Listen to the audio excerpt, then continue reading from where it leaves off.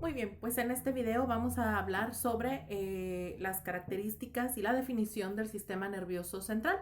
Como ya escuchamos anteriormente, pues bueno, hemos sabido que dentro de nuestro sistema nervioso, pues tenemos dos puntos, el central y el periférico. Y hablando del nervioso central, pues este es el encargado de recibir y emitir señales y estímulos a todo el cuerpo.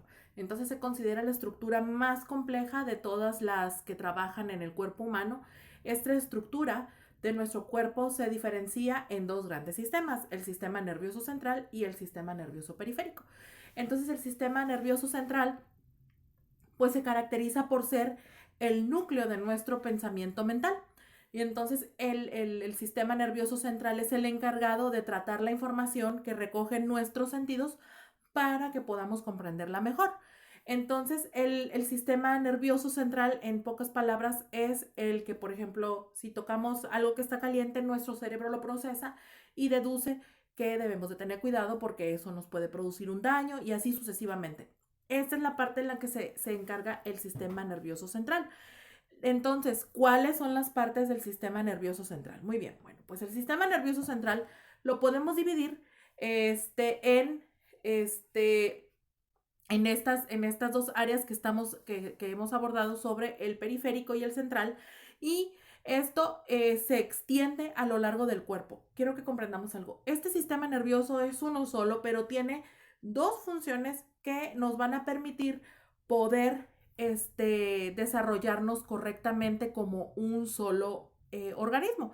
Entonces, el sistema nervioso central está formado por el encéfalo, que es el cerebro, y por la médula espinal. Y vamos a estar estudiando estas dos características para poderlas desarrollar en nuestras actividades que tenemos para el día de hoy. Entonces, el sistema nervioso central, la columna, perdón, por el cráneo, la columna vertebral y unas membranas llamadas meninges. A lo mejor alguno de ustedes ha escuchado por ahí una enfermedad llamada meningitis y que es muy peligrosa. Bueno, pues cuando los meninges se inflaman, pues se producen grandes afectaciones al cerebro y por eso es que es necesario, este, pues siempre cuando estamos enfermos acudir rápidamente al médico porque cualquier fiebre o alguna de esas situaciones puede provocar y desencadenar un daño cerebral.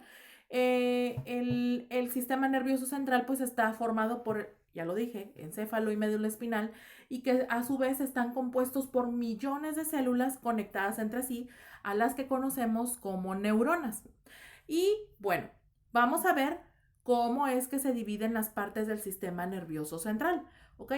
El sistema nervioso central tenemos, este, eh, tenemos el cerebro, el cerebelo y el tallo cerebral. Y vamos a ir viendo poco a poco cuáles son las características de estos elementos. Entonces, el cerebro, pues, es el órgano más conocido del sistema nervioso central porque tiene numerosas funciones, pero a nivel general, pues, es el encargado de procesar la información que proviene de los cinco sentidos, como lo expliqué ahorita al principio, así como de controlar el movimiento, las emociones, la memoria, la cognición, que es el conocimiento, y el aprendizaje. Es el centro de todas las funciones intelectuales. Anatómicamente, el cerebro se puede dividir en dos hemisferios cerebrales. Se puede dividir en dos partes primero, el telencéfalo y el diencéfalo. Y el telencéfalo corresponde a los dos hemisferios cerebrales, que es el derecho y el izquierdo, que están comunicados por fibras nerviosas llamadas cuerpo calloso. Y la parte exterior del cerebro es conocida como la corteza cerebral, formada pues por la materia gris y la materia blanca. La función de la materia blanca es la transmisión de la información cerebral al resto del cuerpo, y la función de la materia gris se relaciona con el procesamiento de la información y por lo tanto del razonamiento. Es decir, todas aquellas funciones de nuestro cuerpo, respirar, comer, caminar, ir al baño, están reguladas por la materia blanca, y todas las funciones que tienen que ver con el aprendizaje, leer, hablar, escribir, tienen que ver con la materia gris, que es la que se encarga de procesar esta información. Entonces, el hemisferio izquierdo es el responsable del movimiento, mientras y de la percepción sensorial, es decir, de lo que perciben nuestros sentidos. Y la parte derecha de nuestro cuerpo es la que se encarga del razonamiento lógico y de la inteligencia lingüística y la habilidad matemática. Entonces, el hemisferio derecho pues se encarga de los movimientos y la percepción del lado izquierdo de la visión en 3 dimensiones, ¿no? Entonces, pues la creatividad y la imaginación. Y también en la corteza de cada uno de estos hemisferios pues se identifican 4 lóbulos. Tenemos lóbulo frontal, que es el que controla los movimientos voluntarios y se relaciona con la capacidad de planificar, con la inteligencia y la personalidad. El segundo lóbulo es el lóbulo occipital y se encarga de la información visual. Tenemos el lóbulo temporal, que es el que integra la información auditiva, memoria y emociones. Y después tenemos el lóbulo parietal, que integra pues la información táctil de todo el cuerpo e interviene en la sensación del equilibrio. El diencéfalo pues está compuesto por diferentes partes anatómicas como el hipotálamo, tálamo y epitálamo, que son algunas palabras que por ahí hemos escuchado. El tálamo pues es el que recibe las sensaciones que recogen otras partes del sistema nervioso central y las distribuye a otras regiones de la corteza cerebral. La función principal del hipotálamo es regular el equilibrio de nuestro cuerpo y las necesidades básicas como por ejemplo el comer, el beber, el instinto de reproducción y controla también el sistema endocrino. El epitálamo pertenece al sistema límbico y está relacionado con las emociones y también contiene la glándula pineal, que es la que regula los estados de sueño y la vigilia, es decir, lo que dormimos y lo que no dormimos, y los estados de alerta, ¿no? Entonces, esas serían las partes del cerebro. Ahora, tenemos el siguiente componente, que es el cerebelo, y el cerebelo hace de puente a los estímulos de la médula espinal para que lleguen al cerebro. Algunas de sus funciones son las siguientes, que es regular el latido del corazón, la presión arterial, el equilibrio y la función respiratoria. Regula los movimientos musculares como correr, caminar, escribir y también mantiene la tonacidad muscular y la postura corporal.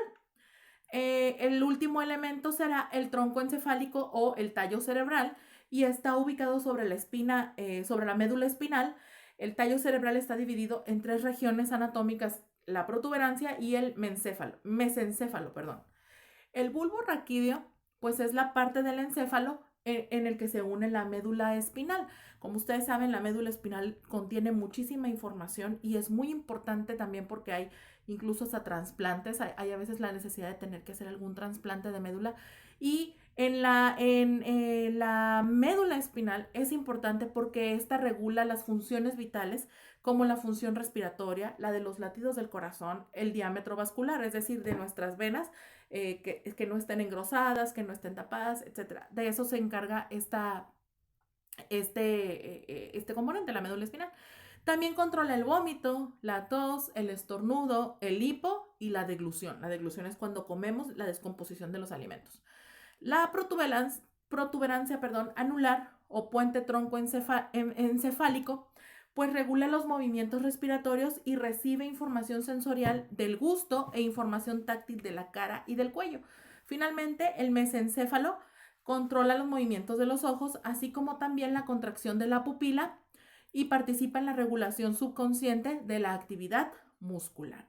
Entonces, como pueden darse cuenta, el sistema nervioso central pues se encarga de todas estas, la mayoría de nuestras percepciones, de lo que podemos sentir, de lo que podemos experimentar, y pues estos 3 componentes que vimos en este momento, pues sin lugar a, que es cerebro, cerebelo y tronco, médula espinal, pues bueno, podemos entender entonces que sin lugar a dudas es mucho más complejo de lo que nosotros a veces pensamos. Como podemos darnos cuenta, ¿qué tiene que ver todo esto con nuestra conducta? Bueno, tiene que ver porque acuérdense que nuestra conducta está determinada por las experiencias muchas veces que tenemos del exterior. Entonces, si algo, por ejemplo, me causa irritación, evidentemente voy a tener un cambio conductual. Si algo me causa satisfacción, va a producir ese cambio. Si me encuentro enfermo, si me encuentro, si no me siento bien, si siento, si a lo mejor alguno de mis órganos no se encuentra correctamente, obviamente va a influir en mi conducta. ¿Ok? Entonces vamos al próximo tema que será entonces el sistema nervioso periférico.